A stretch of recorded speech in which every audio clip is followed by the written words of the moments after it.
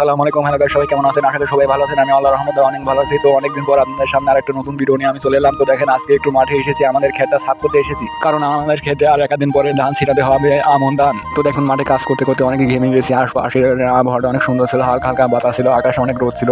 তো দেখেন, আজকের আকাশটা অনেক সুন্দর, আজকের দিনটা অনেক সুন্দর ছিল। আজকে একটু এসেছি মাঠে কাজ করতে। তো দেখেন, আজকের আকাশটা অনেকই সুন্দর ছিল, পরিষ্কার ছিল। তো দেখেন, চারিপাশে খালি সবুজ আর সবুজ। তো দেখুন, এটা হলো ক্ষেতের হাতাল। দেখুন, হাতালে চারকোনা গাছালি ছিল, অনেক আগাছা ছিল, সবগুলি পরিষ্কার করে দিলাম। চারিপাশে আগাছাগুলি সাফ করে দেওয়ার পরে এরপরে ক্ষেতটা সার দিয়ে তারপরে ধান ছিটাতে হবে, কারণ পানি চলে আসবে, আমন ধান বলে কথা। আর কয়েকদিন পরে আমাদের এখানে পানি চলে আসবে।